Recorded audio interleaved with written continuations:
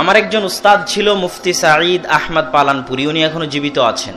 তো আমরা যখন দাওরায়ে হাদিসে 1400-1500 ছাত্র ওনার নিকটে পড়তাম, তো উনি প্রতিষ্ঠান থেকে বেতন নিতেন না। তো উনি যখন ক্লাসে প্রবেশ করতেন তার 15 থেকে 20 মিনিট আগে সব ছাত্রকে পাখির মতো নীরব হয়ে বসে থাকতে হবে। উনি ক্লাসে ঢোকার সময় যদি বুঝতে পারেন যে কোনো ছাত্র ঘুমাচ্ছে, কোনো ছাত্র কথা বলতেছে, বা কোনো ছাত্র দাঁড়িয়ে আছে, বা তার প্রবেশ করার পরে কোনো ছাত্র প্রবেশ করতেছে, তাহলে তিনি দার্স বন্ধ করে দিয়ে চলে যেতেন এবং বলতেন যে আমি প্রতিষ্ঠানের বেতনভোগী নই, ইলম শিখাতে আসি। যারা ইলমের মাজলিসের আদব রক্ষা করা জানে না, তারা ইলম পাওয়ার অধিকারও রাখে না। তো এটা কোরআন এবং হাদিসের মাজলিস। এখানে হাফাতহুমুল মালায়েকা, আল্লাহর রাসূলের হাদিস, যে যেখানে আল্লাহ এবং আল্লাহর রাসূলের কথা হয় সেখানে সেই জায়গাটা ফেরেশতারা ঘিরে ধরে। ওয়া নাযালাত আলাইহিমুস সাকিনাহ, এবং আসমান থেকে সেখানে আল্লাহর রহমত, প্রশান্তি, শান্তি তাদের উপর বর্ষণ করা হয়। তাহলে এই মাজলিসে যদি ফেরেশতারা বসে থাকে, তাহলে আপনারা কিভাবে দাঁড়িয়ে আছেন? তাই নয় কি? এই জন্য যারা মজলিসের আদবের খেলাফ করে, কোরআন এবং হাদিসের মজলিসের আদবের লঙ্ঘন করে, রাসূল সাল্লাল্লাহু আলাইহি ওয়াসাল্লামের এবং আল্লাহ সুবহানাহু ওয়া তাআলার বাণীর আদবের লঙ্ঘন করে যারা দাঁড়িয়ে আছেন, তাদেরকে বসার জন্য অনুরোধ করতেছি। হয় আপনি বসেন, না হয় আমরা চলে যাই, দুটোর একটা। কেন? কোরআন এবং হাদিসের আলোচনা হতে হবে বসে আদবের সাথে। আজকে আপনাদের সামনে আমার সংক্ষিপ্ত আলোচনার বিষয়বস্তু একটি ইসলামী পরিবার, একটি আদর্শ পরিবার, বা একজন সৎ সন্তান, একজন আদর্শবান সন্তান কিভাবে আপনি গড়ে তুলবেন, কিভাবে জাতিকে উপহার দিবেন, এর উপর গুরুত্বপূর্ণ ও সংক্ষিপ্ত আলোচনা পেশ করার চেষ্টা করব ইনশাআল্লাহ। ইসলামে পরিবারের গুরুত্ব সীমাহীন ও অপরিসীম। ইসলামে পরিবারের গুরুত্ব বোঝানোর জন্য আমি আপনাকে 2 থেকে 3টা পয়েন্ট পেশ করতে পারি যে ইসলামে পরিবারের গুরুত্ব কতখানি। আজ যদি কোনো মেয়ের স্বামী মারা যায়, আজ যদি কোনো মেয়েকে তার স্বামী তালাক দেয়, তাহলে ওই তালাকপ্রাপ্তা মেয়ে, ওই বিধবা মেয়ে যার স্বামী মারা গেছে, সে কি পরের দিনে বিবাহ বন্ধনে আবদ্ধ হতে পারবে? কি করতে হবে? ইদ্যত পালন করতে হবে। কতদিন? 4 মাস 10 দিন। এই 4 মাস 10 দিন ইদ্যত পালন করার বিধান ইসলাম কেন দিয়েছে? উলামায়ে কেরাম, মুহাদ্দিসিনে ইযাম বলতেছেন যে 4 মাস 10 দিন তাকে এই জন্য অপেক্ষা করতে হবে, যদি সে স্বামী মারা যাওয়ার পরের দিনেই বা তালাক হওয়ার পরের দিনে আর একজন স্বামীর সাথে বিবাহ বন্ধনে আবদ্ধ হয়, আর আগের স্বামীর পক্ষ থেকে তার পেটে কোনো সন্তান থেকে থাকে, তাহলে ইশতিবাহ, সন্দেহ তৈরি হবে যে এই সন্তানটা আগের স্বামীর না পরের স্বামীর। এই জন্য তাকে 4 মাস 10 দিন অপেক্ষা করতে হবে, যাতে ওই সন্তানের পিতৃত্ব সাবিত করা যায়, পিতৃত্ব প্রমাণ করা যায় যে এই সন্তানের পিতা কে। ঠিক যদি কোনো গর্ভবতী মেয়ের স্বামী মারা যায়, বা কোনো গর্ভবতী মেয়েকে কোনো স্বামী তালাক দেয়, তাহলে গর্ভবতী মেয়ের ইদ্যত হচ্ছে সন্তান প্রসব হওয়া পর্যন্ত, যাতে ওই সন্তানের পিতৃত্ব সাবিত করা যায়, পিতৃত্ব প্রমাণ করা যায়। এটা হচ্ছে ইসলামে পরিবারের গুরুত্ব। যখন সন্তান পিতার পরিচয় হারিয়ে ফেলবে, তখন পরিবারের অস্তিত্ব হারিয়ে যাবে। ইসলামে মুসলমানের রক্ত হারাম। আমার মুসলিম ভাইয়ের রক্ত আমার উপর হারাম, তার টাকা পয়সা আমার উপর হারাম, তার মান সম্মান আমার উপর হারাম। কেমন হারাম? রাসূল সাল্লাল্লাহু আলাইহি ওয়াসাল্লাম বলতেছেন, লা জাওয়ালুদ দুনিয়া আহওয়ানু ইনদাল্লাহ আও লা হাদামুল কাবাহ আহওয়ানু ইনদাল্লাহ মিন দামি মুসলিমিন মুমিনিন।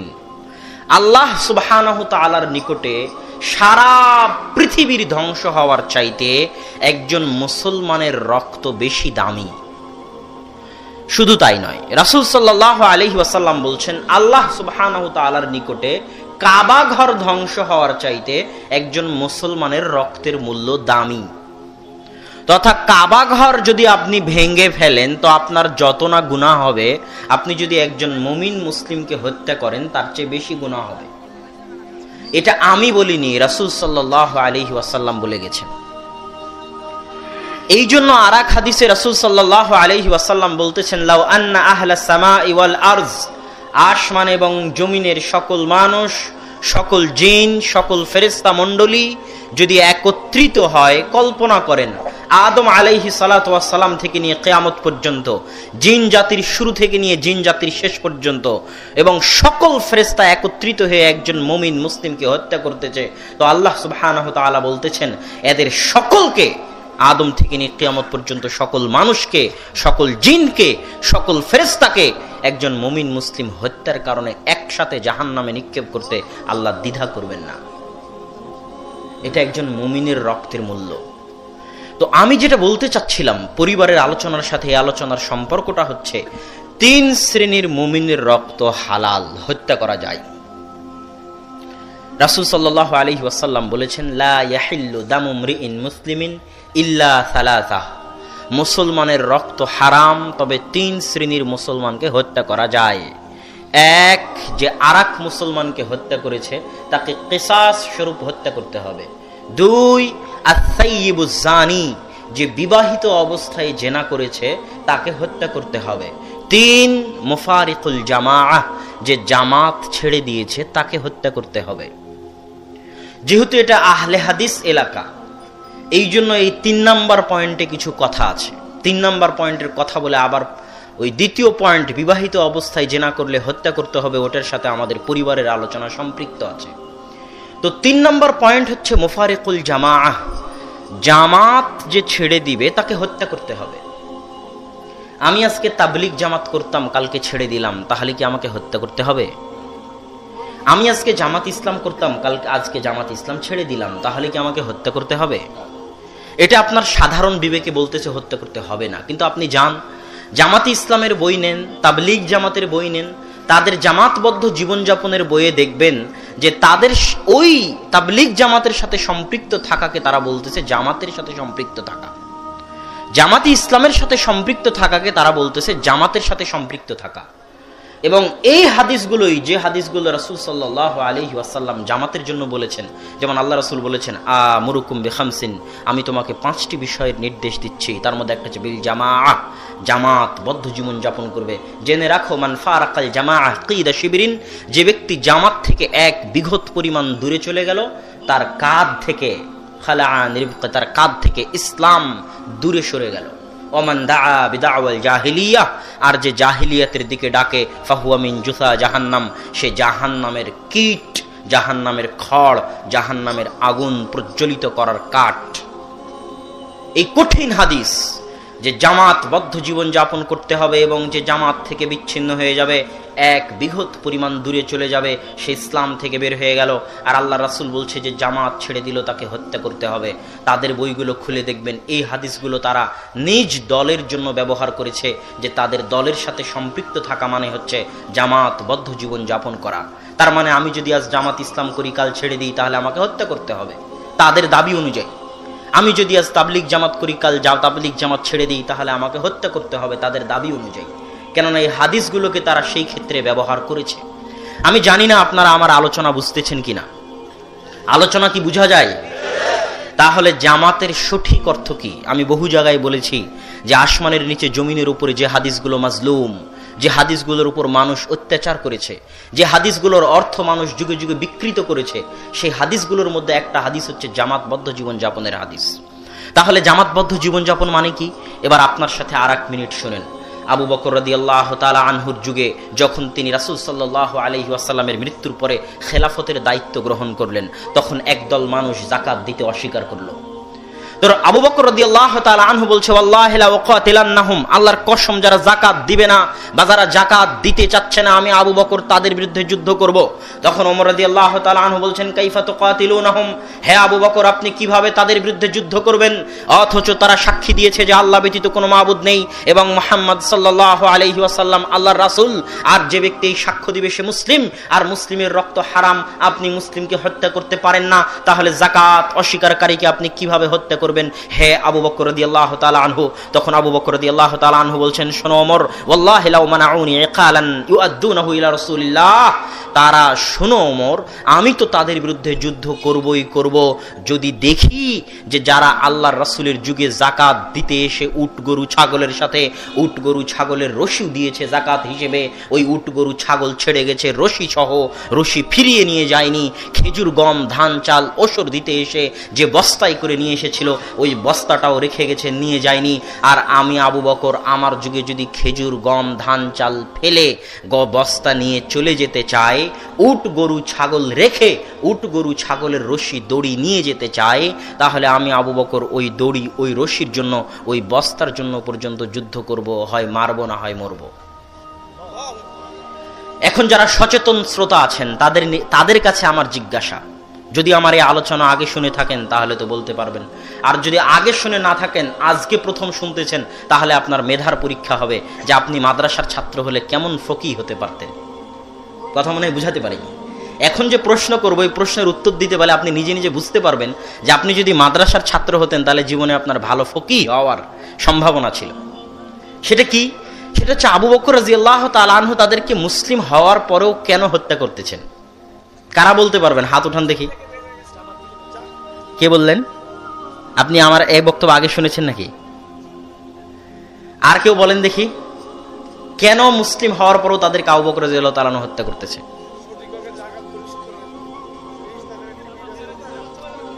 জি, জামাত পরিত্যাগ করে দিয়েছে তারা, মুফারিকুল জামাআহ, জামাত ছেড়ে দিয়েছে। ওই যে আল্লাহ রাসূল বলেছে যে জামাত ছেড়ে দিবে সে ইসলাম থেকে বের হয়ে গেল, যে জামাত ছেড়ে দিবে তাকে হত্যা করা যাবে। জামাত মানে ইসলামী খেলাফতের খলিফার অধীনস্থ, তার যে কোনো ন্যায় আদেশ, অন্যায় আদেশ নয়, যে কোনো ন্যায় আদেশ আমি এবং আপনি মানতে বাধ্য। ওয়াইন জারাবা, যদিও সে আপনাকে পিটায়, যদিও সে আপনার উপর জুলুম করে। সহিহ মুসলিম খুলে দেখেন, কিতাবুল ইমারাহ, ইমারাত অধ্যায় সহিহ মুসলিম। আমিরের যে আনুগত্য করতে হবে এ মর্মে শত শত শতাধিক হাদিস ইমাম মুসলিম রাহিমাহুল্লাহ সেখানে পেশ করেছেন, বহু হাদিস।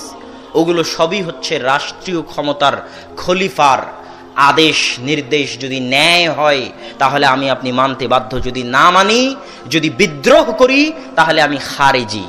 খারিজি মানে যে বের হয়ে গেছে। কি থেকে বের হয়ে গেছে? আনিল জামা, জামাত থেকে বের হয়ে গেছে, সে খারিজি। কথা কি আমার স্পষ্ট? ঠিক ইসলামী খেলাফতের পরবর্তীতে যারা বৈধ শাসক তাদের বিরুদ্ধেও তাদের নাসিহা করা যাবে, কিন্তু তাদের বিরুদ্ধে অস্ত্র উত্তোলন করা যাবে না, তাদের বিরুদ্ধে বিদ্রোহ করা যাবে না। যদি কেউ বিদ্রোহ করে, অস্ত্র উত্তোলন করে, তাহলে সে খারিজি। কি থেকে খারিজি? কি থেকে বের হয়ে গেল? জামাত থেকে বের হয়ে গেল। সরকার চাইলে তাকে হত্যা করতে পারে, তাকে ফাঁসির কাস্টে ঝোলাতে পারে, এটা সরকারের ইখতিয়ার। আল্লাহ রাসূল বলে গেছেন, রাসূল সাল্লাল্লাহু আলাইহি ওয়াসাল্লাম স্পষ্ট নির্দেশ দিয়ে গেছে যে যদি আমি তাদেরকে পাই, এই সমস্ত খারিজিদেরকে যারা জামাত ছেড়ে দেয়, লাআকতুলান্নাহুম কাতলা সামুদ, তাহলে আমি তাদেরকে সামুদ জাতির মতো হত্যা করব। কেননা এরা সমাজের জন্য বিষ। কিভাবে বিষ? আজকে সিরিয়ার অবস্থা দেখেন, লেবাননের অবস্থা দেখেন, মিশরের অবস্থা দেখেন, লিবিয়ার অবস্থা দেখেন। আজ থেকে 5 বছর আগে যারা লিবিয়ার মুআম্মার আল গাদ্দাফির বিরুদ্ধে বিদ্রোহ করেছিল, ওদেরকে জিজ্ঞেস করে দেখেন যে ইস, কমসে কম মুআম্মার আল গাদ্দাফির সময় তো নিরাপত্তা ছিল। আজকে যে আপনি এখানে বক্তব্য শুনতে এসেছেন, আপনার বাড়িতে আপনার বউকে কেউ ধর্ষণ করবে এই আশঙ্কা আছে নাকি? এতটুকু তো নিরাপত্তা ছিল মুআম্মার আল গাদ্দাফির সময়। সমাজে তো চলতে পারতাম, জান মাল ইজ্জত, নারী পুরুষ বউ বেটি সবার জীবন ইজ্জতের নিরাপত্তা তো ছিল। আজকে মুআম্মার আল গাদ্দাফির বিরুদ্ধে বিদ্রোহ করে সেই নিরাপত্তাটুকু হারিয়ে ফেলেছি। আজকে লিবিয়ার কোনো কোনায় কারো নিরাপত্তা নেই। আজকে সিরিয়ার কোনো ইঞ্চি মাটিতে মুসলমানের দেশে, 90% মুসলমানের দেশে আরেক মুসলমান নিরাপদ নয়। কেন বলেন তো? তারা বিদ্রোহ করেছিল তাদের নিজের সরকারের বিরুদ্ধে। এই বিদ্রোহের আগুনে তারা জ্বলতেছে, ধ্বংস হয়ে গেছে। এই জন্য এটা অনেক ভয়ঙ্কর জিনিস, ভয়াবহ জিনিস। এটাই হচ্ছে খারিজিয়াতের আকিদা, এটাই হচ্ছে জামাত থেকে বের হয়ে যাওয়ার আকিদা। হ্যাঁ, রাষ্ট্রনেতার বিরুদ্ধে বিদ্রোহ করা যায় দুই শর্তে: যদি রাষ্ট্রনেতা প্রকাশ্য কাফের হয়ে যায় আর তাকে বিদ্রোহ করে পাল্টা ক্ষমতা দখল করার মতো শক্তি থাকে। কেননা পাল্টা ক্ষমতা দখল করার মতো শক্তি না থাকলে নিরাপত্তা বাস্তবায়ন করা যাবে না, যুদ্ধ চলতেই থাকবে, গৃহযুদ্ধ। যদি আপনার কাছে ক্ষমতা থাকে পাল্টা নিরাপত্তা বাস্তবায়ন করার ক্ষমতা দখল করে নিয়ে, আর সরকার যদি বাস্তবিক কাফের হয়ে গিয়ে থাকে তাহলে করতে পারেন। আর যদি ক্ষমতা না থাকে তাহলে জুলুম সহ্য করে নিয়ে যতটুকু নিরাপত্তা আছে এতটুকু নিরাপত্তার এই নিয়ামতের শুকরিয়া আদায় করতে হবে। এই বিষয়ে আমার বিস্তারিত লম্বা 1.5-2 ঘন্টার আলোচনা আছে যে ইকামতে দ্বীন বলতে কি বুঝায়, ইসলামী রাষ্ট্র বলতে কি বুঝায়, কখন ইসলামী রাষ্ট্রের বিরুদ্ধে বিদ্রোহ করতে হয়, কখন একজন কাফেরকে হত্যা করতে হয়, কাফের কখন নিরাপত্তা পায়, এর উপর বিস্তারিত 1.5-2 ঘন্টার আলোচনা আমার আছে। আজকে আমার আলোচনার বিষয় ওটা নয়। আজকে আমাদের আলোচনার বিষয় আদর্শ পরিবার। সেখান থেকে আমরা জামাতের অর্থে চলে আসলাম। তো জামাত পরিত্যাগকারীকে হত্যা করা যাবে। জামাতের একটা অর্থ এখন বললাম, আর একটা অর্থ বক্তব্যের মাঝে বলবো। যারা মেধাবী, যারা বুদ্ধিমান, তারা তখন ধরে নেবেন যে এটা জামাতের দ্বিতীয় অর্থ, এবং আমিও স্পষ্ট করে দেব ইনশাআল্লাহ। বলছিলাম রাসূল সাল্লাল্লাহু আলাইহি ওয়াসাল্লাম বলেছেন 3 শ্রেণীর মুসলমানকে হত্যা করা যাবে, কিন্তু আল্লাহ রাসূল বলেননি কিভাবে হত্যা করতে হবে। যে আমি আপনাকে হত্যা করেছি, এখন সরকার আমাকে হত্যা করবে, ফাঁসি দিয়েও হত্যা করতে পারে, শুলি দিয়েও হত্যা করতে পারে, গুলি করেও হত্যা করতে পারে, তরবারি চালিয়েও হত্যা করতে পারে। যেটাতে আমি দ্রুত মারা যাব, কষ্ট কম হবে, সেটারই ব্যবস্থা করা উচিত। এটাই ইসলাম বলে থাকে। কিন্তু যে বিবাহিত অবস্থায় জেনা করেছে তার ক্ষেত্রে ইসলাম বলে দিয়েছে যে তাকে কিভাবে হত্যা করতে হবে। তাকে ইসলাম বলেনি যে তাকে তরবারি দিয়ে হত্যা করো, তাকে ইসলাম বলেনি যে ফাঁসি দিয়ে হত্যা করো। তাকে ইসলাম বলছে হাজারো মানুষের মাঝে খোলা মাঠে অর্ধ বুক পর্যন্ত পুঁতে দিয়ে ওই হাজারো মানুষ চারিদিক থেকে ইট ঢেল পাথর নিক্ষেপ করতে থাকবে। একটা ইট গিয়ে মাথায় লাগবে, মাথা থেকে ঘেলু ছিটকে বেরিয়ে যাবে। একটা ইট গিয়ে হাতে লাগবে, হাত ভেঙে যাবে। একটা পাথর গিয়ে চোখে লাগবে, চোখ নষ্ট হয়ে যাবে, দাঁত ভেঙে যাবে। বাপরে মারে করে চিৎকার করতে থাকবে। এই করুণ হৃদয় বিদারক নিষ্ঠুর নির্দয়ভাবে তাকে হত্যা করার জন্য ইসলাম নির্দেশ দিয়েছে। কেন জানেন? বিবাহিত অবস্থায় জেনা করলে পরিবার ধ্বংস হয়ে যায়। এটাই হচ্ছে পরিবারের গুরুত্ব। আল্লাহ সুবহানাহু ওয়া তাআলা আদম আলাইহিস সালাতু ওয়াস সালাম থেকে নিয়ে আজ পর্যন্ত পৃথিবী আবাদ করে আসতেছেন পরিবার দিয়ে। কি দিয়ে পৃথিবী আবাদ করতেছেন? পরিবার প্রথা দিয়ে আল্লাহ পৃথিবী আবাদ করতেছেন। এই জন্য যুগে যুগে যা কিছু এই পরিবার প্রথার বিরুদ্ধে হুমকি হয়ে দাঁড়িয়েছে আল্লাহ সেগুলোকে ধূলিসাৎ করে দিয়েছেন। জর্ডানে যান, ডেড সি, মৃত সাগর পাবেন, যে সাগরে আপনি ডুববেন না, এত লবণাক্ত পানি। ওই সাগরের জায়গায় একটা শহর ছিল, যে শহরে লূত আলাইহিস সালাতু ওয়াস সালামের জাতি বসবাস করত। তারা এতটাই জেনা ব্যভিচারে লিপ্ত ছিল যে পরিবার প্রথা ধ্বংস হওয়ার উপক্রম ছিল। কি প্রথা ধ্বংস হওয়ার উপক্রম ছিল? পরিবার প্রথা ধ্বংস হওয়ার উপক্রম ছিল। কেননা জেনা করলে পরিবার প্রথা বন্ধ হবেই হবে। অত্যাধিক জেনা হলে জারদ সন্তান বাড়বে, জারদ সন্তান বাড়লে পরিবার নষ্ট হয়ে যাবে। তো পরিবার প্রথা বন্ধ হওয়ার উপক্রম ছিল। তো আল্লাহ ওই জাতিকে পুরো শহর উল্টিয়ে দিয়ে চিরস্থায়ীভাবে দুনিয়া থেকে মিটিয়ে দিয়েছেন। আর তাদের কথা কোরআনে বলে গেছেন। এবং সে জায়গায় এখন সমুদ্র আছে, সাগর আছে, যেখানে মানুষ ডুবে না। এত ভয়ঙ্কর সাগর, ডেড সি, মৃত সাগর। যেই দিন পরিবার প্রথা থাকবে না সেই দিন আল্লাহ দুনিয়া রাখবেন না। যেই দিন পরিবার থাকবে না সেই দিন আল্লাহ দুনিয়া রাখবেন না। কিভাবে? ঈসা আলাইহিস সালাতু ওয়াস সালামের মৃত্যুর পরে, ইমাম মাহদির মৃত্যুর পরে, যখন রাসূল সাল্লাল্লাহু আলাইহি ওয়াসাল্লামের ভাষা অনুযায়ী মানুষ মানুষের সাথে জেনায় লিপ্ত হবে, যেমন ভাবে কুকুর কুকুরে প্রকাশ্যে মিলনে লিপ্ত হয়, গাধা গাধীর সাথে প্রকাশ্যে মিলনে লিপ্ত হয়, লজ্জা বুঝে না, মানুষ যখন সেভাবে প্রকাশ্যে জেনায় লিপ্ত হবে তখন পরিবার প্রথা নষ্ট হয়ে যাবে, আর থাকবে না। তখন আল্লাহ এই পৃথিবীকেও আর রাখবেন না। এই পৃথিবীতে তখন আল্লাহ কিয়ামত কায়েম করে দিবেন, পৃথিবীকে ধ্বংস করে দিবেন। তো এই পৃথিবীকে আল্লাহ সুবহানাহু ওয়া তাআলা টিকিয়ে রেখেছেন কিসের কারণে? পরিবারের কারণে। কিসের কারণে বলেন তো? পরিবারের কারণে। এই কয়েকটা পয়েন্টের সারমর্ম হচ্ছে, ও আরো একটা পয়েন্ট ছুটে গেছে। পরিবার এতটা ঠুনকো, এতটা হালকা, এতটা ফেলে দেওয়ার বস্তু নয় যে আপনি চাইলে 1 সেকেন্ডের মধ্যে এক পরিবারকে নষ্ট করে দিবেন। এক বৈঠকে বসে বলবেন তোমাকে তালাক দিলাম, তালাক দিলাম, তালাক দিলাম, 3 তালাক এক বৈঠকে দিয়ে 1 সেকেন্ডের মধ্যে একটা পরিবারকে নষ্ট করে দিবেন। এই সুযোগও ইসলাম রাখেনি। কেননা পরিবারের একটা গুরুত্ব ইসলামের নিকটে আছে। ইসলাম বলছে তুমি যদি পরিবার নষ্ট করতে চাও, পরিবার ধ্বংস করতে চাও, পরিবার রাখতে চাও না, যে পরিবারে তুমি এখন আছো, তাহলে 3 মাস চিন্তা ভাবনা করে পরিবার ছাড়ো। ছাড়তে পারো, সমস্যা নাই, তবে দ্রুত সিদ্ধান্ত নিও না, কেননা এটা তো হালকা বিষয় নয়, এটা তো ঠুনকো বিষয় নয়। আল্লাহ পরিবার দিয়ে পৃথিবী টিকিয়ে রেখেছে, পরিবারের মাধ্যমে আল্লাহ ইসলাম টিকিয়ে রেখেছে। 3 মাস চিন্তা ভাবনা করো, 1 মাস চিন্তা ভাবনা করে 1 তালাক দাও, 2য় মাস চিন্তা ভাবনা করে 2য় তালাক দাও, 3য় মাস চিন্তা ভাবনা করে 3য় তালাক দাও, এভাবে 3 মাস চিন্তা ভাবনা করে তালাক দাও, যাতে তোমার পরিবারের গুরুত্ব এর দ্বারা ফুটে ওঠে। পরিবার ফেলে দেওয়ার বস্তু নয়, পরিবার অনেক দামি, অনেক গুরুত্বপূর্ণ।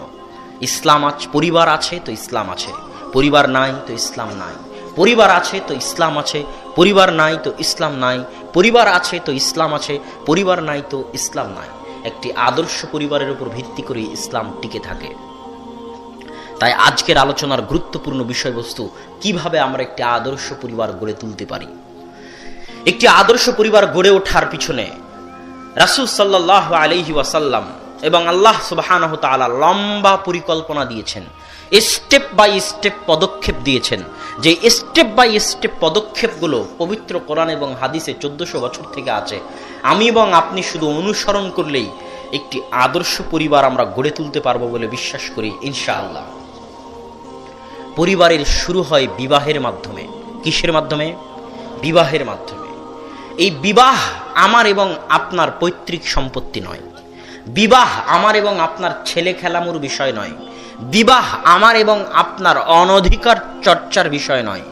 বিবাহ হচ্ছে আল্লাহ এবং আল্লাহর রাসূলের প্রদত্ত সুন্নাত। যদি বিবাহ করতে চান তাহলে আল্লাহ এবং আল্লাহর রাসূলের দেখানো পদ্ধতি অনুযায়ী বিবাহ করতে হবে। যদি বিবাহ করতে চান আল্লাহ এবং আল্লাহ রাসূলের দেখানো পদ্ধতি অনুযায়ী বিবাহ করতে হবে। বিবাহ সুন্নাত। বিবাহের মাধ্যমে আল্লাহ সুবহানাহু ওয়া তাআলা রহমত বরকতের দরজা উন্মুক্ত করে দেন। কিসের দরজা উন্মুক্ত করে দেন? রহমত এবং বরকতের দরজা। দলিল, আব্দুর রাজ্জাক সাহেব তো বহু বক্তব্যে বলেছে, সন্তান যত বেশি হবে টাকা তত বেশি হবে, বলেনি? এখন ইহুদি খ্রিস্টান সংস্থাগুলো বলতেছে ছেলে হোক মেয়ে হোক 2টি সন্তানই যথেষ্ট, একটি হলে আরো ভালো। তাহলে বিবাহের মাধ্যমে কেমনে রহমত বরকতের দরজা উন্মুক্ত হবে সেটাই একটু আমি আপনাকে বলি। আল্লাহ যদিও স্পষ্টভাবেই বলেছেন যে তোমরা বিবাহ দাও, আমি তোমাদের রিজিকের ব্যবস্থা করব, রহমত বরকত আমি দিব, তারপরও আমি একটু ভেঙ্গে খুলে বলতে চাই যাতে আপনি বুঝতে পারেন। মা মিন দাব্বাতিন, পৃথিবীতে এমন কোনো কিছু চলে না, জীব জন্তু জানোয়ার পশু প্রাণী যাদের রিজিকের দায়িত্ব আল্লাহ বহন করেন না। তাদের রিজিকের দায়িত্ব কার উপর? আল্লাহ সুবহানাহু ওয়া তাআলার উপর। কথার কথা, আমি যখন একাই আছি তখন আমার রিজিক আল্লাহ আমার হাতে দিবেন। এবার যখন আমি বিবাহ করলাম, বিবাহ করে আরেকজন মেয়েকে আমার ঘরে নিয়ে আসলাম এবং ওই মেয়ের রিজিকের দায়িত্ব আমি উঠালাম, তো আমার স্ত্রীর কপালে যে রিজিক আল্লাহ পৃথিবী সৃষ্টির 50,000 বছর পূর্বে লিখে রেখেছেন, কথার কথা আমার স্ত্রীর কপালে আল্লাহ লিখে রেখেছেন যে তার একটা পাকা বাড়িতে সে থাকবে। আমার স্ত্রীর কপালে আল্লাহ লিখে রেখেছেন যে সে পোলাও গোস্ত ভাত মাংস দিয়ে খাবে, তার এত জমি জায়গা হবে। আমার স্ত্রীর কপালে আল্লাহ পৃথিবী সৃষ্টির 50,000 পূর্বে যে ভাগ্য লিখেছেন, ওই তাকদীর, ওই রিজিক পূরণ আল্লাহ সুবহানাহু ওয়া তাআলা আমার হাত দিয়ে করবেন। কথা মনে হয় বুঝাতে পারিনি। আমার স্ত্রী দুপুরে যে আলু ভর্তা দিয়ে ভাত খাবে এটা তার রিজিকে লেখা আছে। ওই আলু ভর্তা দিয়ে ভাত খেতে যে টাকাটা লাগবে ওটা কার হাত দিয়ে আসবে? আমার হাত দিয়ে আসবে, কেননা আমি তার রিজিকের দায়িত্ব উঠিয়েছি। যখন একটা সন্তান দুনিয়াতে আসবে তখন ওই সন্তান যে ভাগ্য নিয়ে পৃথিবীতে আসবে, যে রিজিক নিয়ে পৃথিবীতে আসবে, যতদিন পিতা সন্তানের রিজিকের দায়িত্ব নিজের হাতে রাখে, যতদিন সন্তানকে আলাদা করে দেয়নি, ততদিন পিতার মাধ্যমে আল্লাহ সেই রিজিকের ব্যবস্থা করে দিবেন। এটা আল্লাহর জিম্মেদারি। এইভাবে আল্লাহ সুবহানাহু ওয়া তাআলা রহমত বরকতের দরজা উন্মুক্ত করে দেন। এই জন্যই ওই সাহাবীর হাদিস আলবানী রাহিমাহুল্লাহ সহি বলেছেন, আমি পেশ করে থাকি যে একজন সাহাবী আল্লাহর রাসূলের মসজিদে কোরআন এবং হাদিস শিখে, তো তার ভাই লাহু আখ ইয়াশতাকি ইলা রাসূলিল্লাহ, আল্লাহর রাসূলের নিকটে তার ভাই অভিযোগ করেছে, আল্লাহর রাসূল আমার ভাই আমার সংসারের কোনো কাজ তো করেই না, পাল্টা তার খরচ আমাকে বহন করা লাগে। আল্লাহ রাসূল তাকে তো একটু বলেন সে যেন আমার সাংসারিক কাজে কিছু সহযোগিতা করে। তখন আল্লাহ রাসূল উত্তরে বলতেছেন লাআল্লাকা তুরযাকু বিহি, হে সাহাবী শুনে রাখো, তুমি এখন যে রিজিক পাও, এখন যে রুজি রুটির ব্যবস্থা তোমার হয়, তুমি যে তোমার ভাই যে কোরআন এবং হাদিসের শিক্ষা আমার মসজিদে গ্রহণ করতেছে, তুমি যে তার রিজিকের ভার উঠিয়ে রেখেছো, ওই রিজিকের ভার উঠানোর বদৌলতে তুমি রিজিক পাও। তুমি যদি তার রিজিকের ভার উঠানো বন্ধ করে দাও, তাহলে তুমি এখন যে রিজিক পাচ্ছ সেটাও হয়তো থাকবে না, সেটা থেকে বরকতও হারিয়ে যাবে। এটা আমার কথা নয়, রাসূল সাল্লাল্লাহু আলাইহি ওয়াসাল্লামের কথা। এই জন্য যখন আপনি বিবাহ করবেন, যখন সন্তান সন্ততি আসবে, তখন আপনার সামনে রহমত বরকতের দরজা উন্মুক্ত হয়ে যাবে। যারা বলেছে ছেলে হোক মেয়ে হোক দুটি সন্তানই যথেষ্ট, আপনি তাদের দেশে যদি যান, আমি চ্যালেঞ্জ দিলাম, যে কোনো যুবক যারা শিক্ষিত তাদের উদ্দেশ্যে আমি বলতেছি যে তারা যদি ইসরায়েলে যায় কোনো দিন, তো আমরা আজকে যে গাড়িতে করে এসেছি, যেটা 4 সিট, সর্বোচ্চ ড্রাইভার সহ 4 জন বসতে পারবে, এই গাড়ি ইহুদিরা ব্যবহার করে না। তারা বড় জিএমসি ব্যবহার করে 7-8 সিটের। কেন? তাদের কারো 1-2টা সন্তান নয় যে 4 সিটের ছোট গাড়িতে হবে, তাদের সবার 4-5টা করে সন্তান আছে, এই জন্য তাদের বড় গাড়ি লাগে। সব ইহুদিরা আপনি দেখতে পাবেন। বিশ্বাস না হলে বাংলাদেশে সেই দিন যে ডাক্তার, এই খ্রিস্টান ডাক্তার যিনি ময়মনসিংহের কোথায় যেন, যারা যুবক ফেসবুক বা গুগল সার্চ দিয়ে দেখতে পারো, ছোট্ট ছোট্ট পিচ্চি পিচ্চি 4টা সন্তান। দেখনি কেউ নাই এখানে? দেখছি তো। তারা নিজেরা যেটা আমল করে সেটা তোমাদেরকে বলে না, তারা জানে কোনটার মধ্যে কল্যাণ আছে এবং কোনটার মধ্যে অকল্যাণ আছে। তারা সারা পৃথিবীর সব মুসলমান যুবকদেরকে, সৌদি আরবে যদি থাকেন তো সৌদি আরবের শত যুবক আমি দেখলে আশ্চর্য হই, ওরা যে গেঞ্জিটা পরে সেই গেঞ্জিটা হচ্ছে মেসির 10 নম্বর গেঞ্জি। প্রচুর ভক্ত আছে সৌদিতে মেসির, রোনালদোর, তো তারা সেই গেঞ্জি পরে বাইরে আসে। তারপরে রিয়াল, মাদ্রিদ, বার্সেলোনা, এই যে ক্লাবগুলো আছে যারা ফুটবল খেলে, এই ক্লাবগুলোর হাজারো ভক্ত আছে সৌদিতে। তো আমি মাঝে মাঝে ভাবলে অবাক হই, শরীরের লোম শিউরে ওঠে। এই রিয়াল, মাদ্রিদ যে ক্লাবগুলো, বার্সেলোনার যে ক্লাবগুলো, এগুলো যে শহরকে কেন্দ্র করে, ওই শহরের মাটির একদিন মালিক ছিল আমার বাপদাদা। সেটা কোন দেশে বলেন তো? স্পেন। স্পেন। সৌদির যে মুসলিম যুবকগুলো ওই বার্সেলোনার মেসি আর ওই রিয়াল আর মাদ্রিদ যে ক্লাবগুলোকে নিয়ে লাফাঝাফা করতেছে, আনন্দ করতেছে, আরব বিশ্বের যে যুবকগুলো তারা জানে না যে এই ক্লাবগুলো যে মাটিতে আছে, এই মাটির মালিক তাদের বাপদাদা ছিল। স্পেনের মালিক কারা ছিল? মুসলমানেরা ছিল। সে অনুভূতি শক্তি তাদের নিকটে নাই, সেই ইতিহাসের জ্ঞান তাদের নিকটে নাই। ইমাম কুরতুবির নাম শুনেছেন? ইমাম কুরতুবি, এরকম কেউ আছেন শুনেছেন? কুরতুবা বলা হয় আরবিতে, সেটাকে ইংরেজিতে বলা হয় কর্ডোভা। সেটাকে ইংরেজিতে বলা হয় কর্ডোভা, যেটা স্পেনের শহর। ইমাম কুরতুবি স্পেনের ইমাম। ইবনু হাজাম আন্দালুসি, বিখ্যাত ইমাম ইবনু হাজাম আন্দালুসি, তার নাম শুনেছেন? তিনি হচ্ছেন স্পেনের ইমাম। আব্দুল হক আল ইশবিলি, তিনি হচ্ছেন স্পেনের ইমাম। এরকম বহু ইমাম স্পেনে জন্ম নিয়েছে। ইবনু আব্দুল বার, হাফিজুল মাগরিব, স্পেনের হাফেজ ইবনু আব্দুল বার, বিখ্যাত ইমাম, 460 হিজরিতে মৃত্যুবরণ করেছে। সম্মানিত উপস্থিতি, তো আমরা যেটা বলছিলাম যে ইহুদি খ্রিস্টানেরা যেটা তারা করে সেটা আপনাকে বলে না, আর আপনাকে যেটা বলে সেটা তারা করে না। সারা পৃথিবীর মুসলিম যুবককে তারা ক্রিকেট এবং ফুটবল বিশ্বকাপ নিয়ে ব্যস্ত রেখেছে, কিন্তু তাদের নিজেদের ইসরায়েল কোনো ক্রিকেট বিশ্বকাপে অংশগ্রহণ করে না, কোনো ফুটবল বিশ্বকাপে অংশগ্রহণ করে না। কেননা তারা জানে যে এই বিশ্বকাপগুলো হচ্ছে নেশার মতো, এগুলোতে শুধু সময় নষ্ট হবে। তারা এটা বুঝে। তারা কি করে? তারা গবেষণা করে কিভাবে অস্ত্র বানানো যাবে, কিভাবে মুসলমানদেরকে হত্যা করা যাবে, কিভাবে সারা আরব বিশ্ব দখল করা যাবে, এটা তাদের পরিকল্পনা। বাংলাদেশ মনে করে, বাংলাদেশের যুবকরা মনে করে যে বাংলাদেশ উন্নত হয়ে গেছে। কিভাবে উন্নত হয়ে গেছে? বাংলাদেশে পদ্মা সেতু হচ্ছে, বাংলাদেশে বিদেশ থেকে রেমিটেন্স আসতেছে, বাংলাদেশে গার্মেন্টস শিল্প আছে, তাও আবার নরসিংদী, নারায়ণগঞ্জে তো গার্মেন্টস প্রচুর না? তাহলে আপনারা আরো ভালো বুঝতে পারবেন আমার এই কথাটা। সেটা হচ্ছে আমাদের গার্মেন্টস কোথায় যায় জানেন? আমাদের গার্মেন্টসের এই কাপড় চোপড়গুলো, ওই pant, shirt, muffler, sweater, jacket যায় ইউরোপ এবং আমেরিকায় সবচেয়ে বেশি। বাংলাদেশ সবচেয়ে বেশি রপ্তানি করে, প্রায় দ্বিতীয় বা তৃতীয় শীর্ষস্থানীয় দেশ হচ্ছে বাংলাদেশ। তো আমার প্রশ্ন হচ্ছে যে ইউরোপ আমেরিকা পারমাণবিক বম তৈরি করতে পারে, তারা একটা প্যান্ট তৈরি করতে পারে না? আমার প্রশ্নটা বুঝেন, যেহেতু আপনাদের দেশে গার্মেন্টস আছে। যে ইউরোপ আমেরিকা পারমাণবিক বম তৈরি করতে পারে, তারা একটা প্যান্ট তৈরি করতে পারে না? তাহলে সেই প্যান্ট আপনার থেকে নেওয়ার কি প্রয়োজন? আর সেই প্যান্টকে বলতেছেন আপনি উন্নতি। কথা মনে হয় বুঝাতে পারিনি। এরকম যদি সারা বাংলাদেশ গার্মেন্টস দিয়ে ভর্তি হয়ে যায়, তবু এটা উন্নতি নয়। সারা বাংলাদেশের কোনা কোনা যদি গার্মেন্টস দিয়ে ভর্তি, এটা উন্নতি নয়। এটা আমেরিকাও জানে। পদ্মা সেতু দিয়ে যদি সারা বাংলাদেশের সব নদীর উপর পদ্মা সেতু হয়, তাহলে এই যে অবকাঠামোগত উন্নতি, অবকাঠামোটা বাংলা শব্দ, যেটার অর্থ হচ্ছে বিল্ডিংগত উন্নতি, মানে এই যে রাস্তাঘাট পিচ দিয়ে তৈরি হচ্ছে, রাস্তাঘাট বড় হচ্ছে, 4 লেন হচ্ছে, বিল্ডিং তৈরি হচ্ছে, বাড়িঘর তৈরি হচ্ছে, ব্রিজ হচ্ছে, কালভার্ট হচ্ছে, এটা অবকাঠামোগত উন্নতি। অবকাঠামোগত উন্নতি হচ্ছে ঠুনকো, যার কোনো মূল্য নাই। আপনি পদ্মা সেতুতে যান, দেখবেন যে ইঞ্জিনিয়ারগুলো কাজ করতেছে ওগুলো কোরিয়া থেকে আসা ইঞ্জিনিয়ার, আর মাথায় যারা ইট খোয়া বালু নিয়ে ফেলতেছে পদ্মার পাইলের মধ্যে, ওগুলো হচ্ছে নরসিংদী নারায়ণগঞ্জের লেবার।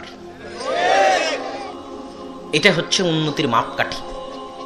যেই দিন আপনি শিক্ষায় উন্নতি হবেন, জ্ঞানে গবেষণায় উন্নত হবেন, সেই দিন আপনি উন্নত। গার্মেন্টস যদি কালকে চীন আফ্রিকার অঞ্চলে চেষ্টা করতেছে, চীন একটা বাফার জন্য একটা হাব তৈরি করার আফ্রিকান অঞ্চলে, যেখানে বাংলাদেশের চাইতে কম খরচে, বাংলাদেশে কেন গার্মেন্টস চলে জানেন? বাংলাদেশের মানুষ অল্প টাকায় শ্রম বেশি করে দেয়, এই জন্য বাংলাদেশে গার্মেন্টস শিল্পটা এখনো টিকে আছে। যেই দিন বাংলাদেশের মানুষের চাইতে কোনো দেশের মানুষ বাংলাদেশের মানুষের চাইতে অল্প টাকায় কাজ করে দিবে, সেদিন বাংলাদেশের সব গার্মেন্টসগুলো বন্ধ হয়ে যাবে।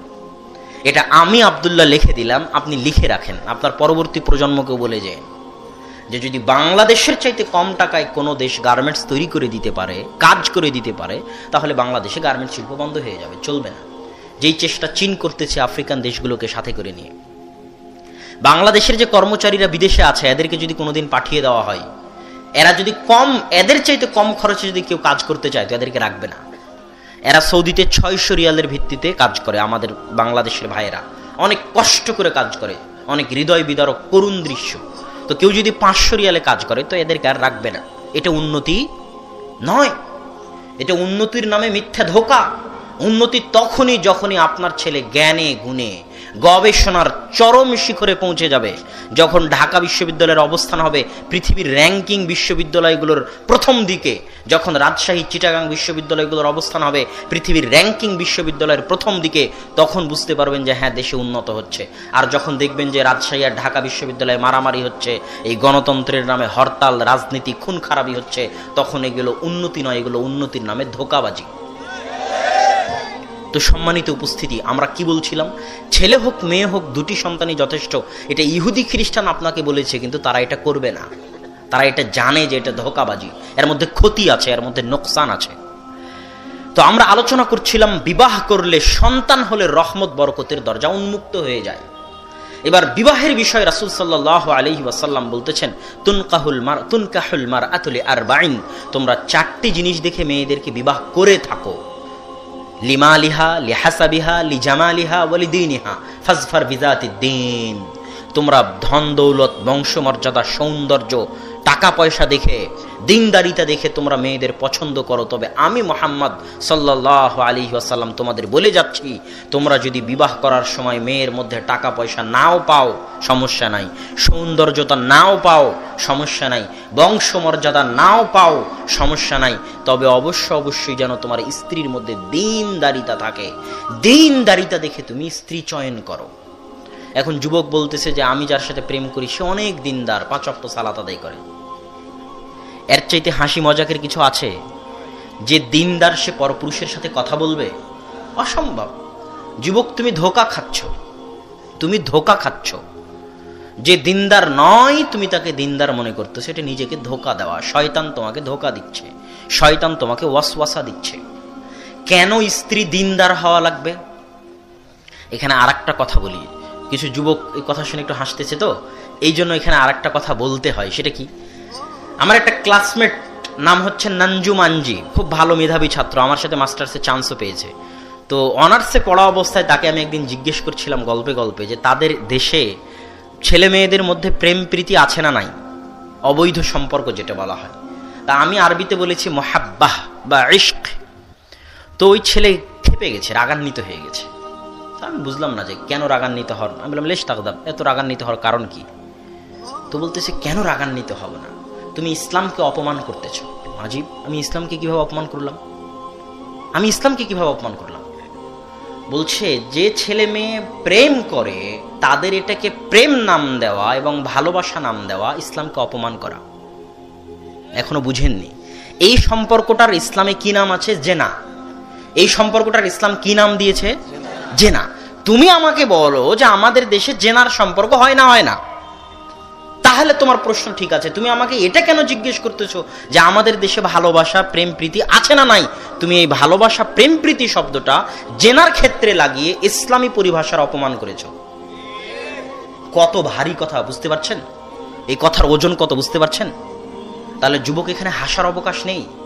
তোমার এটা ইসলামের পরিভাষায় প্রেম ভালোবাসা বললে, মোহাব্বত বললে ইসলামকে অপমান করা হবে।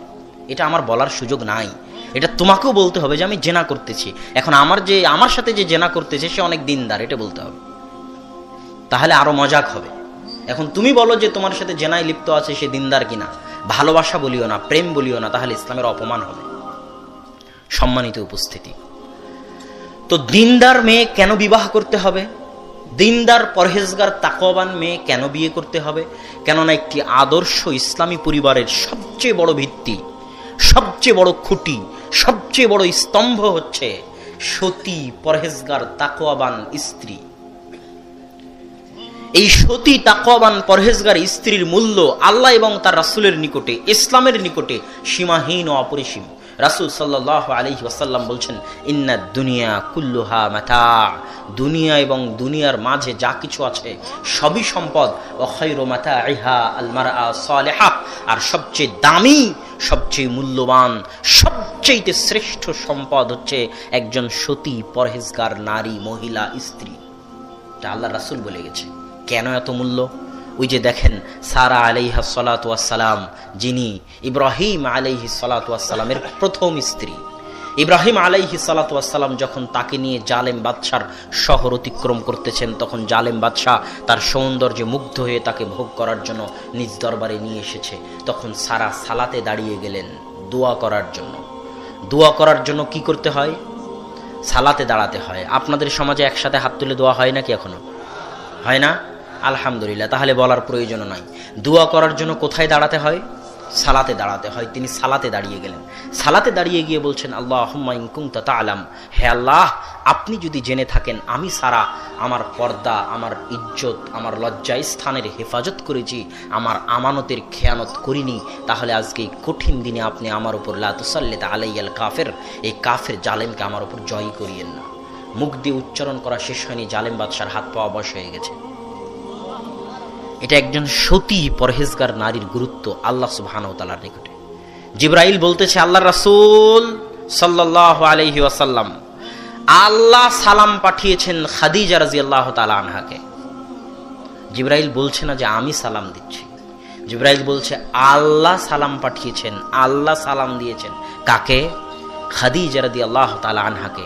কেননা খাদিজা রাদিয়াল্লাহু তাআলা আনহা আল্লাহর রাসূলের দাওয়াতি জীবনের, আল্লাহর রাসূলের আদর্শ পরিবারের সবচেয়ে বড় সদস্য, সবচেয়ে গুরুত্বপূর্ণ ভূমিকা যিনি পালন করেছেন, তিনি হচ্ছেন খাদিজার মতো একজন পরহেজগার, তাকওয়াবান, সতী, আল্লাহ ভীরু, বুদ্ধিমতী নারী রাদিয়াল্লাহু তাআলা আনহা। যেই বছর খাদিজা রাদিয়াল্লাহু তাআলা আনহা মারা যান, সেই বছরকে বলা হয় আমুল হুজন, দুঃখের বছর, কষ্টের বছর আল্লাহর রাসূলের জন্য। আল্লাহ রাসূলের জন্য দুঃখ এবং কষ্টের বছর। একই বছরে চাচাও মারা গেছে আবু তালেব, একই বছরে স্ত্রীও মারা গেছে খাদিজা রাদিয়াল্লাহু তাআলা আনহা। সম্মানিত উপস্থিতি, এটা হচ্ছে একজন সতী পরহেজগার নারীর গুরুত্ব। কেননা সেই আপনার পরিবারকে পরিচালনা করবে। এই জন্য সৎ পরহেজগার নারীকে বিবাহ করতে না পারলে পরিবার আদর্শবান করা সম্ভব হবে না। অতএব যুবক যারা বিবাহ করবে তারা অবশ্যই সজাগ থাকিও। সাময়িক আনন্দকে প্রাধান্য দিতে গিয়ে স্থায়ী শান্তিকে পর্যুদস্ত করিও না।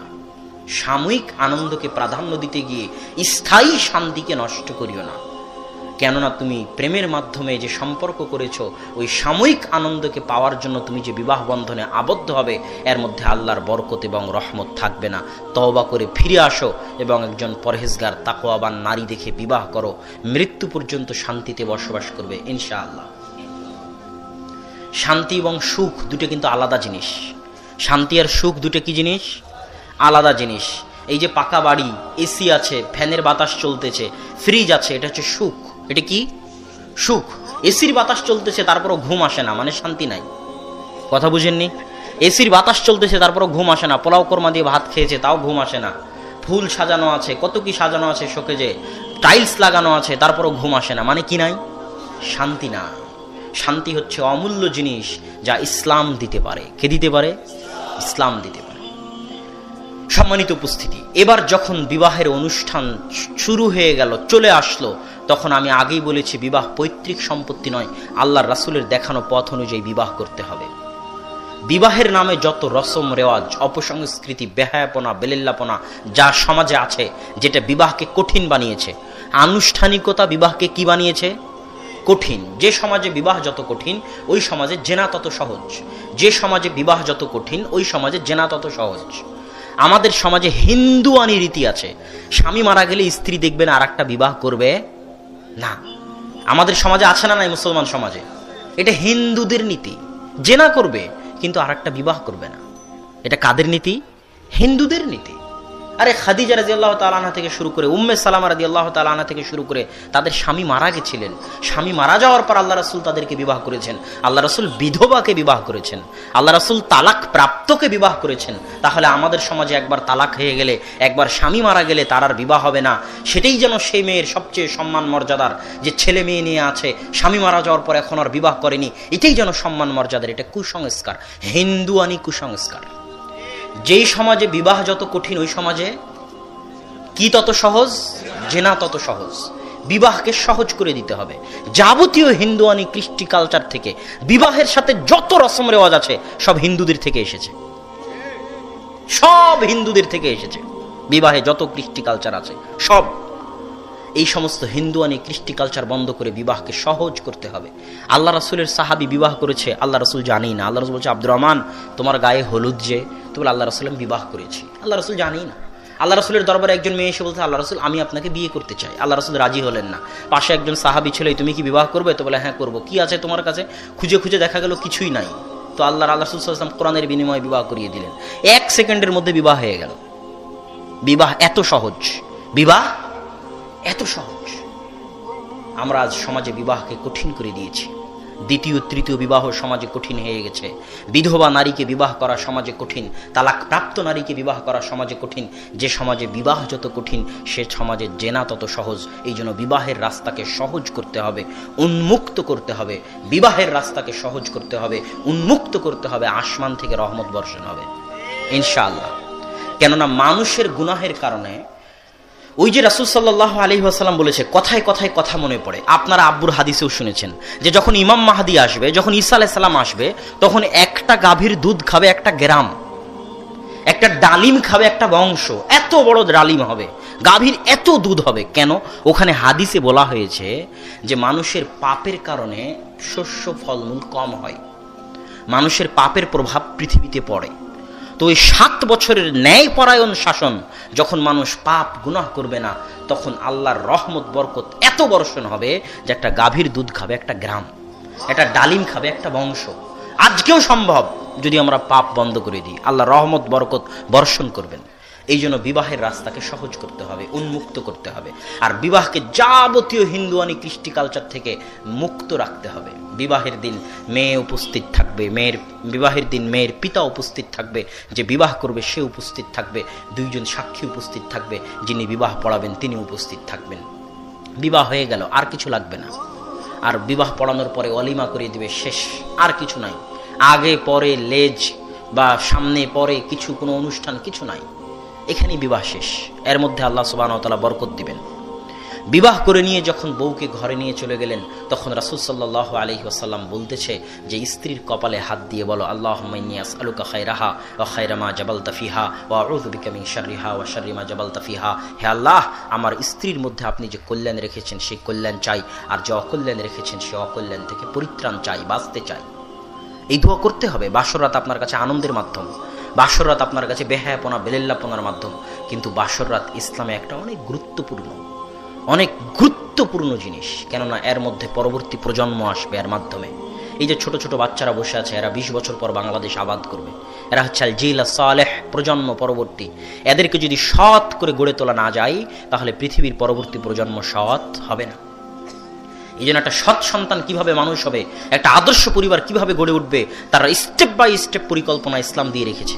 আমি এবং আপনি পালন করি না, তাই দোয়া পড়া শেষ হয়ে গেলে স্বামী স্ত্রী সালাতে দাঁড়িয়ে যাবে, 2 রাকাত সালাত আদায় করবে, সালাত আদায় করে আল্লাহর নিকটে দোয়া করবে যেন এই দীর্ঘস্থায়ী একটি আদর্শ পরিবার, একটা সৎ প্রজন্ম গড়ে তোলার লক্ষ্য নিয়ে আজকে যে আমরা বিবাহ বন্ধনে আবদ্ধ হলাম, যেন আমরা জাতিকে সৎ প্রজন্ম দিতে পারি এবং এর বিনিময়ে যেন একসাথে জান্নাতে থাকতে পারি। এই যে লম্বা সুদীর্ঘ পরিকল্পনা, দীর্ঘস্থায়ী লক্ষ্য এবং উদ্দেশ্য নিয়ে স্বামী স্ত্রীর যে যাত্রা শুরু হচ্ছে, এই যাত্রার শুরুতে এই 2 রাকাত সালাত, এই দোয়া অনেক বড় ভূমিকা রাখবে। তারপরে যখন আপনি আপনার স্ত্রীর সাথে সহবাসে যাবেন, মিলনে যাবেন, তখনও আল্লাহ এবং আল্লাহ রাসূল দোয়া শিখিয়ে দিয়েছে। কেননা ওটা আপনার নিকটে আনন্দের মাধ্যম হলেও ওখান থেকে আল্লাহ সন্তান দিবেন। এটা আল্লাহর পৃথিবী পরিচালনায় আল্লাহর নীতি, সুন্নাতুল্লাহ ফি তাদবীরিল আরজ। পৃথিবী পরিচালনায় আল্লাহর কিছু নীতি আছে, যে নীতিগুলোর আল্লাহ লঙ্ঘন করেন না। এই নীতিটা আপনি কিভাবে বুঝবেন? 1500 বছরের ইতিহাস পড়েন, তাহলে বুঝবেন যে আল্লাহ পৃথিবী কিভাবে পরিচালনা করে। কথা মনে বুঝাতে পারিনি। যেমন ইয়াকুব আলাইহিস সালাতু ওয়াস সালামের ছেলে ইউসুফ যখন হারিয়ে গেল, ইউসুফ আলাইহিস সালাম কুয়ায় চলে গেলেন, কুয়া থেকে উদ্ধার হয়ে বাদশার ঘরে গেলেন, বাদশার ঘর থেকে অপবাদ মাথায় নিয়ে জেলে চলে গেলেন, জেল থেকে অপবাদ মুক্ত হয়ে মন্ত্রী হলেন, মন্ত্রী হওয়ার পরে পিতার কাছে ফিরে আসলেন। এই দীর্ঘ সময় পিতা জানে না যে ছেলে বেঁচে আছে না মারা গেছে। কথা বুঝতে পারেননি? পিতা কেঁদে কেঁদে চোখ অন্ধ হয়ে গেছে, পিতা জানেন না। কিন্তু তারপরও পিতা কি করেছেন? ধৈর্য ধারণ করেছেন। তাও কমসে কম 25 থেকে 30 বছর পিতা ধৈর্য ধারণ করেছেন। তাহলে 25-30 বছর ধৈর্য ধারণ এবং দোয়ার বিনিময়ে আল্লাহ নবীকে তার সন্তান ফিরিয়ে দিলেন। এটা হচ্ছে পৃথিবী পরিচালনায় কার নীতি? আল্লাহর নীতি। আপনিও ধৈর্য ধারণ করেন। এত অধৈর্য কেন হচ্ছেন? বিপদ আপদ আসতেছে, ধৈর্য ধারণ করেন, দেখবেন পৃথিবী পরিচালনায় আল্লাহর নীতির প্রতিফলন আপনিও পাবেন। ধৈর্যের শেষে আপনি সুফল পাবেন। ধৈর্য এত সহজ জিনিস নয়, ধৈর্য কঠিন জিনিস। ধৈর্য 3 প্রকার: আস-সাবরু আলাল মাআসি, আস-সাবরু আলাল আমাল আস-সালিহ, আস-সাবরু আলাল মাআসি। ধৈর্য 3 প্রকার। 1, সৎ আমলের উপর ধৈর্য। সৎ আমলের উপর ধৈর্য মানে আব্দুর রাজ্জাক বিন ইউসুফ বক্তব্যে বলে গেল যে সকালে কোরআন পড়বেন, মন ভালো আছে, পরের দিন কোরআন পড়তে পেরেছেন, কিন্তু তারপরের দিন আর পাননি। 2 দিন পেরেছেন, 3 দিনের দিন পাননি। 4 দিন পেরেছেন, 5 দিনের দিন ছুটে গেছে। সোমবার বৃহস্পতিবারের সিয়াম রাখেন, 1 সপ্তাহ রেখেছেন, পরের সপ্তাহে পারেননি। কেন? সৎ আমলের উপর আপনার ধৈর্য নাই। এটা হচ্ছে সৎ আমলের উপর ধৈর্য, অল্প হলেও প্রত্যেক দিন করা, তার নাম হচ্ছে সৎ আমলের উপর ধৈর্য। অসৎ আমলের উপর ধৈর্য, আব্দুর রাজ্জাক সাহেব বক্তব্যে বলে গেল যেন উলঙ্গ নারী গান বাজনা যেন না শুনি।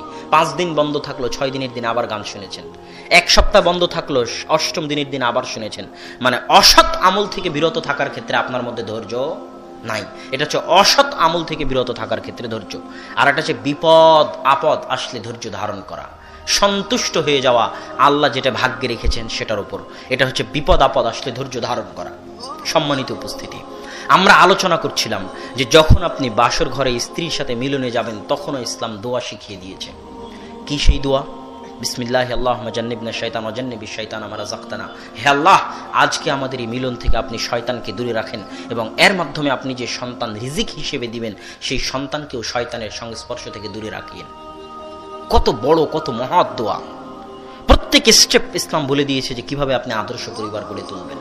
যদি এগুলো একটাও আপনি না করেন, তাহলে কিভাবে আদর্শ পরিবার হবে, কিভাবে সৎ সন্তান হবে, কিভাবে সন্তানকে আপনি ভালো করার আশা করতে পারেন? সম্ভব নয়।